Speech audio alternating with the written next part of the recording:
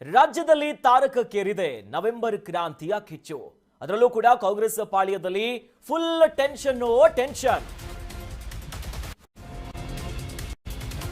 ರಾಜ್ಯದಲ್ಲಿ ತಾರಕಕ್ಕೇರಿದೆ ನವೆಂಬರ್ ಕ್ರಾಂತಿಯ ಕಿಚ್ಚು. ಕಾಂಗ್ರೆಸ್ ಪಾಳ್ಯದಲ್ಲಿ ಫುಲ್ ಟೆನ್ಷನ್. ಈಗ ಅಹಿಂದ ದಾಳವನ್ನ ಉರುಳಿಸಿ ಶಾಕ್ ಕೊಟ್ಟಿದ್ದಾರೆ ಯತೀಂದ್ರ ಸಿದ್ದರಾಮಯ್ಯನವರು.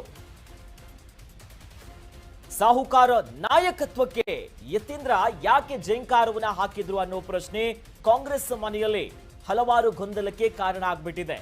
ಈಗಾಗಲೇ ನಾಯಕತ್ವ ಬದಲಾವಣೆ, ಸಿಎಂ ಬದಲಾಗ್ತಾರೆ, ಎರಡೂವರೆ ವರ್ಷದ ಲೆಕ್ಕಾಚಾರಗಳು ಕಾಂಗ್ರೆಸ್ನ ಹಿಂದಿನಿಂದಲೂ ಕೂಡ ಚರ್ಚೆಯಲ್ಲಿತ್ತು. ಅದರ ನಡುವೆ ನಿನ್ನೆ ಬೆಳಗಾವಿಯಲ್ಲಿ ಸಿಎಂ ಸಿದ್ದರಾಮಯ್ಯನವರ ಪುತ್ರ ಯತೀಂದ್ರ ಸಿದ್ದರಾಮಯ್ಯನವರು ಒಂದು ಹೇಳಿಕೆಯನ್ನ ಕೊಡ್ತಾರೆ. ಅದರಲ್ಲೂ ಕೂಡ ಸಿದ್ದರಾಮಯ್ಯನವರು ರಾಜಕೀಯ ಜೀವನದ ಕೊನೆ ಹಂತದಲ್ಲಿದ್ದಾರೆ. ಆ ನಿಟ್ಟಿನಲ್ಲಿ ಮುಂದೆ ಉತ್ತರಾಧಿಕಾರಿಯಾಗಿ ಸಾಮಾಜಿಕ ನ್ಯಾಯವನ್ನ ಹೊತ್ತು ಸಾಗುವಂತವರು ಸತೀಶ್ ಜಾರಕಿಹೊಳಿ ಅನ್ನೋದಾಗಿ ಬಹಿರಂಗ ವೇದಿಕೆಯಲ್ಲಿ ಚರ್ಚೆ ಮಾಡ್ತಾರೆ. ಇದು ಈಗ ಅಹಿಂದ ದಾಳವನ್ನ ಉರುಳಿಸ್ಬಿಟ್ರ ಅನ್ನೋದು ಒಂದು ಕಡೆ ಪ್ರಶ್ನೆ ಆಗ್ತಿದ್ರೆ, ಮತ್ತೊಂದು ಕಡೆಯಲ್ಲಿ ದಲಿತ ಸಿಎಂ ವಿಚಾರ ಕೂಡ ಮುನ್ನೆಲೆಗೆ ಬರ್ತಾ ಇದೆ. ಇವೆಲ್ಲದರ ನಡುವೆ ಡಿಸಿಎಂ ಡಿಕೆ ಶಿವಕುಮಾರ್ ಅವರು ಸಿಎಂ ಆಗಬೇಕನ್ನೋದಾಗಿ ದೊಡ್ಡ ಮಟ್ಟದ ಕನಸು ಕಂಡಿರೋದು ಎಲ್ಲರಿಗೂ ಗೊತ್ತಿರೋದು. ಎಲ್ಲೋ ಆ ರೇಸಿಗೆ, ಆ ಓಟಕ್ಕೆ ಬ್ರೇಕ್ ಹಾಕುವಂತ ಕೆಲಸ ಆಗ್ತಿದೆಯಾ? ಸತೀಶ್ ಜಾರಕಿಹೊಳಿ ಅವರು ಕೂಡ ಇತ್ತೀಚೆಗಷ್ಟೇ ಹೇಳಿಕೆಯನ್ನ ಕೊಟ್ಟಿದ್ರು. ಸದ್ಯಕ್ಕೆ ನಾನು ಸಿಎಂ ಕುರ್ಚಿ ಮೇಲೆ ಕಣ್ಣಿಟ್ಕೊಂಡಿಲ್ಲ, ಮುಂದೆ ನೋಡೋಣ 2033ರ ಹೊತ್ತಿನಲ್ಲಿ ಅನ್ನುವಂತ ಮಾತುಗಳನ್ನ ಆಡ್ತಾ ಇದ್ರು. ಒಟ್ಟಿನಲ್ಲಿ ಯತೀಂದ್ರ ಸಿದ್ದರಾಮಯ್ಯನವರು ಕೊಟ್ಟಿರುವಂತ ಹೇಳಿಕೆ ಬಹಳಷ್ಟು ಚರ್ಚೆ ಕಾರಣ ಆಗ್ತಿದೆ. ಇದೇ ವಿಚಾರಕ್ಕೆ ಸಂಬಂಧಪಟ್ಟಂತೆ ಅಪ್ಡೇಟ್ಸ್ ಕೂಡ ಲಭ್ಯವಾಗ್ತಿದೆ, ನಾವು ಗಮನಿಸಬಹುದು. ನೋಡಿ, 2028ರ ಚುನಾವಣೆಗೆ ತಂದೆ ನಿಲ್ಲಲ್ಲ ಅನ್ನೋದಾಗಿ ಯತೀಂದ್ರ ಹೇಳಿದ್ದಾರೆ. ಬೆಳಗಾವಿಯಲ್ಲಿ ಸಿಎಂ ಸಿದ್ದರಾಮಯ್ಯನವರ ಪುತ್ರ ಡಾಕ್ಟರ್ ಯತೀಂದ್ರ ಈ ಬಗ್ಗೆ ಸ್ಪಷ್ಟನೆ ಕೊಟ್ಟಿದ್ದಾರೆ.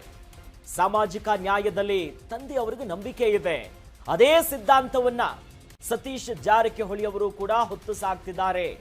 2028ರ ನಂತರ ಆ ರೀತಿ ಲೀಡ್ ಮಾಡೋರು ನಮ್ಮ ಪಕ್ಷಕ್ಕೂ ಬೇಕು.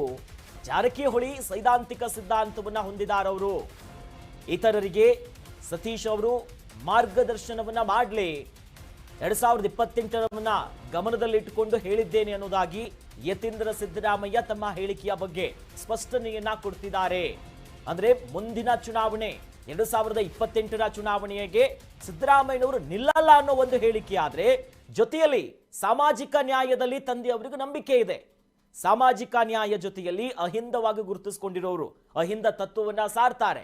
ಹಾಗಾಗಿ ಅದೇ ಸಿದ್ಧಾಂತ ಸತೀಶ್ ಜಾರಕಿಹೊಳಿ ಅವರಿಗಿದೆ. ಹಾಗಾಗಿನೇ ಮುಂದಿನ ದಿನಗಳಲ್ಲಿ ಅವರು ಲೀಡ್ ಮಾಡಬೇಕು. ಜಾರಕಿಹೊಳಿ ಅವರಿಗೆ ಸೈದ್ಧಾಂತಿಕ ಸಿದ್ಧಾಂತವನ್ನ ಹೊಂದಿದಾರವರು, ಆ ನಿಟ್ಟಿನಲ್ಲಿ ಇತರರಿಗೂ ಕೂಡ ಅವರು ಮಾರ್ಗದರ್ಶನವನ್ನ ಕೊಡ್ತಾರೆ. ಅದು ಬಹಳ ಪ್ರಮುಖವಾಗಿರುತ್ತೆ. ಇವೆಲ್ಲ ಅಂಶಗಳನ್ನ ನಾನು ಗಮನದಲ್ಲಿಟ್ಟುಕೊಂಡು ಈ ಹೇಳಿಕೆಯನ್ನ ಕೊಟ್ಟಿದ್ದೇನೆ ಎನ್ನುವುದಾಗಿ ಯತೀಂದ್ರ ಸಿದ್ದರಾಮಯ್ಯ ಸ್ಪಷ್ಟನೆಯನ್ನು ಕೊಟ್ಟಿದ್ದಾರೆ.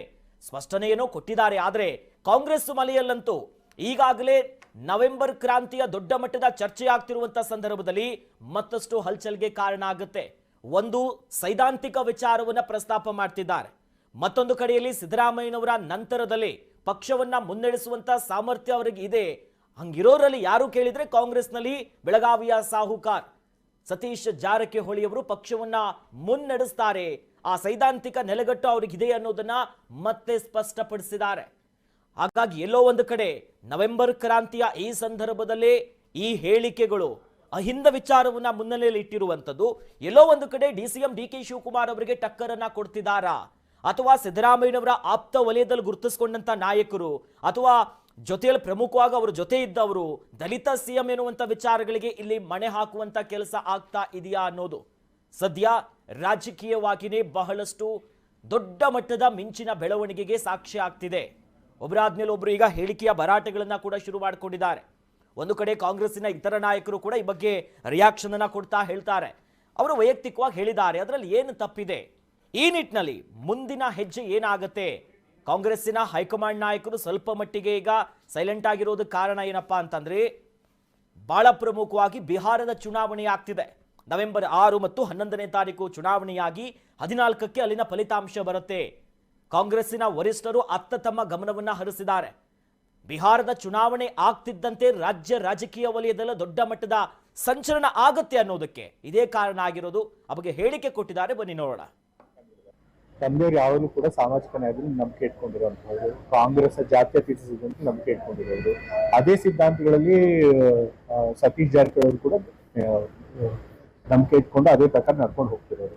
2028 ಆದ್ಮೇಲೆ ಚುನಾವಣೆಗೆ ತಂದೆಯವ್ರು ನಿಂತ್ಕೊಳ್ಳಲ್ಲ ಅಂತ ಹೇಳಿದ್ದಾರೆ.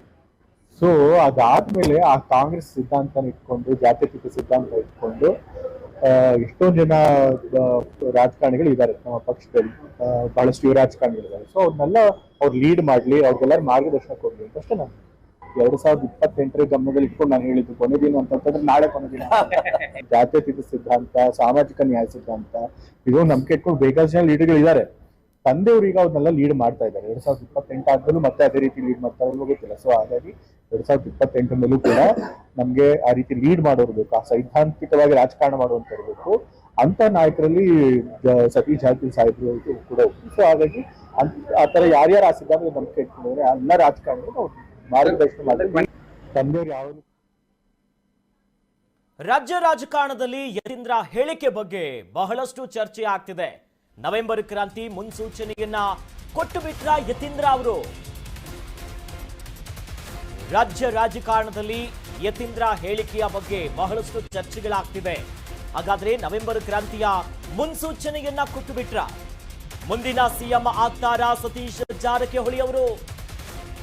ಜಾರಕಿಹೊಳಿ ಕುಟುಂಬಕ್ಕೆ ಒಲಿಯುತ್ತ ಸಿಎಂ ಪಟ್ಟ? ಇದೇ ವಿಚಾರ ಈಗ ಕೈಪಡಿಯಲ್ಲಿ ಬಹಳಷ್ಟು ಚರ್ಚೆಗೆ ಕಾರಣ ಆಗಿರುವುದು. ಯತೀಂದ್ರ ಸಿದ್ದರಾಮಯ್ಯನವರು ಬೆಳಗಾವಿಯಲ್ಲಿ ಕೊಟ್ಟಿರುವಂತಹ ಹೇಳಿಕೆ ಇಡೀ ಕಾಂಗ್ರೆಸ್ನಲ್ಲಿ ಚರ್ಚೆ ಆಗ್ತಿದೆ. ಹಾಗಾದ್ರೆ ನವೆಂಬರ್ ಕ್ರಾಂತಿ ಆಗುತ್ತೆ ಅಂತಿದ್ರು, ಹಾಗಾದ್ರೆ ಆಗ್ಬಿಡುತ್ತಾ? ಮುಂದಿನ ಸಿಎಂ ಪವರ್ ಶೇರಿಂಗ್ ವಿಚಾರ ಕಾಂಗ್ರೆಸ್ನಲ್ಲಿ ಆರಂಭಿಕವಾಗಿ ಇತ್ತು. ಸಿದ್ದರಾಮಯ್ಯನವರು 2.5 ವರ್ಷ ಇರ್ತಾರೆ, ನಂತರದಲ್ಲಿ ಡಿಕೆ ಶಿವಕುಮಾರ್ ಅವರು ಸಿಎಂ ಆಗ್ತಾರೆ ಎನ್ನುವಂತ ಚರ್ಚೆ ಕಾಂಗ್ರೆಸ್ ಮನೆಯ ಪಡಸಾಲೆಯಲ್ಲೇ ಆರಂಭಿಕವಾಗಿ ಚರ್ಚೆ ಆಗ್ತಿತ್ತು. ಅದಕ್ಕೆ ಅನೇಕ ಬಾರಿ ಅನೇಕ ಕಾಂಗ್ರೆಸ್ಸಿನ ನಾಯಕರು ಹೇಳಿಕೆ ಕೊಟ್ಟಿರೋದು ಕೂಡ ಪುಷ್ಟಿ ಕೊಟ್ಟಿತ್ತು.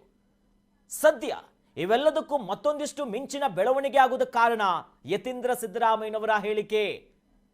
ಸತೀಶ್ ಜಾರಕಿಹೊಳಿ ಅವರು ಸಮರ್ಥರಿದ್ದಾರೆ, ಅವರ ಸಿದ್ಧಾಂತ ಸೈದ್ಧಾಂತಿಕ ವಿಚಾರಗಳು ಅಹಿಂದ ತತ್ವವನ್ನ ಸಾರ್ತಾರೆ. ಸಿದ್ದರಾಮಯ್ಯನವರ ನಂತರದಲ್ಲಿ ಸಮರ್ಥವಾಗಿ ಪಕ್ಷವನ್ನ ಜೊತೆಯಲ್ಲಿ ಪಕ್ಷದ ಸಿದ್ಧಾಂತವನ್ನ ಹೊತ್ತು ಸಾಗುವಂತ ಸಾಮರ್ಥ್ಯ ಇರುವಂತದ್ದು ಸತೀಶ್ ಜಾರಕಿಹೊಳಿ ಅನ್ನೋದಾಗ ಅವರಿಗೆ ಮಣೆ ಹಾಕುವಂತ ಕೆಲಸ ಮಾಡಿದ್ದಾರೆ. ಒಂದು ಕಡೆ ನವೆಂಬರ್ ಕ್ರಾಂತಿಯ ಸಂದರ್ಭದಲ್ಲೇ ಈ ಹೇಳಿಕೆ ಕೊಟ್ಟಿರೋದು ಮತ್ತಷ್ಟು ಪುಷ್ಟಿ ಕೊಡ್ತಾ ಇದೆ. ಕಾಂಗ್ರೆಸ್ನಲ್ಲಿ ಸಿಎಂ ಬದಲಾವಣೆಯ ಜೊತೆಯಲ್ಲಿ ಸಚಿವ ಸಂಪುಟದ ಪುನರ್ರಚನೆ ಕೂಡ ಆಗಿದೆ. ಹಾಗಾದ್ರೆ ಸಿದ್ದರಾಮಯ್ಯನವರು ತಮ್ಮ ಆಪ್ತ ವಲಯದಲ್ಲಿ ಗುರುತಿಸಿಕೊಂಡವರಿಗೆ ಮಣೆ ಹಾಕ್ತಾರಾ? ಈ ಬಗ್ಗೆ ಅಪ್ಡೇಟ್ ಕೂಡ ಸಿಗ್ತಾ ಇದೆ. ನೋಡಿ, ಯತೀಂದ್ರ ಹೇಳಿಕೆಗೆ ಜಾರಕಿಹೊಳಿ ಅವರು ಕೂಡ ರಿಯಾಕ್ಷನ್ ಅನ್ನ ಕೊಟ್ಟಿದ್ದಾರೆ. 2028ಕ್ಕೆ ಸಿಎಂ ಸ್ಥಾನದ ಆಕಾಂಕ್ಷಿ ಅಂತ ಹೇಳಿದ್ದೇನೆ. ಯಾರು ನಾಯಕ ಅಂತ ಪಕ್ಷ ಮತ್ತು ಶಾಸಕರು ನಿರ್ಧಾರ ಮಾಡಬೇಕು. ಅಹಿಂದ ನಾಯಕತ್ವವೂ ಇದೆ, ಸಂಘಟನೆಯನ್ನ ಮಾಡೋದಕ್ಕಾಗಲ್ಲ.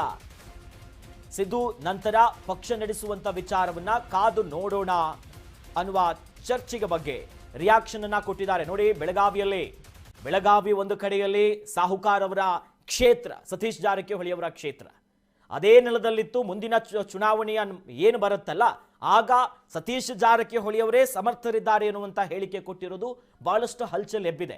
ಇದ್ರ ಬಗ್ಗೆ ಅವರು ಕೂಡ ರಿಯಾಕ್ಷನ್ ಕೊಟ್ಟಿದ್ದಾರೆ. ಅಂದ್ರೆ 2028ಕ್ಕೆ ಸಿಎಂ ಸ್ಥಾನದ ಆಕಾಂಕ್ಷಿ ಅಂತ ಹೇಳಿದ್ದಾರೆ. ಹೌದು, ಯಾರು ನಾಯಕ ಅನ್ನೋದಾಗಿ ಪಕ್ಷ ಮತ್ತು ಪಕ್ಷದ ನಮ್ಮ ಶಾಸಕರೆಲ್ಲ ನಿರ್ಧಾರ ಮಾಡ್ತಾರೆ. ಬಹಳ ಖುಷಿ ಇದೆ. ಹೌದು, ಸಿದ್ದು ನಂತರ ಪಕ್ಷ ನಡೆಸುವ ವಿಚಾರವನ್ನ ಕಾದ್ ನೋಡೋಣ. ಸದ್ಯ ಅವ್ರು ಇದ್ದಾರೆ, ಹೈಕಮಾಂಡ್ ನಾಯಕರು ಏನ್ ಹೇಳ್ತಾರೆ ನಾವು ಅದಕ್ಕೆ ತಲೆ ಬಾಗೋಣ. ಅವ್ರು ಹೇಳಿಕೆ ಕೊಟ್ಟಿದ್ದಾರೆ, ಹೌದು ಒಪ್ಕೊಂತೀವಿ. ಆದ್ರೆ ಸದ್ಯ ಆ ಬಗ್ಗೆ ಯೋಚನೆಗಳು ಇಲ್ಲ. ಅಂದ್ರೆ ಕಾದು ನೋಡುವ ತಂತ್ರಕ್ಕೆ ಈಗ ಸತೀಶ್ ಜಾರಕಿಹೊಳಿ ಅವರು ಮಣೆ ಹಾಕ್ತಿರೋದು ಬಹಳ ಸ್ಪಷ್ಟವಾಗಿ ಗೊತ್ತಾಗ್ತಿದೆ. ಹೇಗಂತಂದ್ರೆ ಸಿದ್ದರಾಮಯ್ಯನವರು ಇರ್ಬೋದು, ಡಿ ಕೆ ಶಿವಕುಮಾರ್ ಅವರು ಇರ್ಬೋದು, ಯಾವುದೇ ಕಾಂಗ್ರೆಸ್ ನಾಯಕರು ಏನೇ ಕೇಳಿದ್ರು ಕೂಡ ಅವ್ರ ಬಾಯಲ್ಲಿ ಬರೋದು ಒಂದು ಸ್ಟ್ಯಾಂಡರ್ಡ್ ಆನ್ಸರ್. ಹೈಕಮಾಂಡ್ ನಾಯಕರು ಏನು ತೀರ್ಮಾನ ಮಾಡ್ಕೊಳ್ತಾರೆ, ಪಕ್ಷ ಏನು ಹೇಳುತ್ತೆ, ಪಕ್ಷಕ್ಕೆ ನಾವು ತಲೆಬಾಗ್ತೀವಿ ಅನ್ನೋ ಮಾತುಗಳನ್ನ ಹೇಳ್ತಾ ಇದ್ರು. ಅದೇ ರೀತಿಯಾಗಿ ಯಲಬುರ್ಗದಲ್ಲಿ ಯತೀಂದ್ರ ಸಿದ್ದರಾಮಯ್ಯ ಕೊಟ್ಟಿರುವಂತಹ ಹೇಳಿಕೆಗೂ ಕೂಡ ಸತೀಶ್ ಜಾರಕಿಹೊಳಿ ಅವರು ಅಂಥದ್ದೇ ರಿಯಾಕ್ಷನ್ ಕೊಟ್ಟಿದ್ದಾರೆ.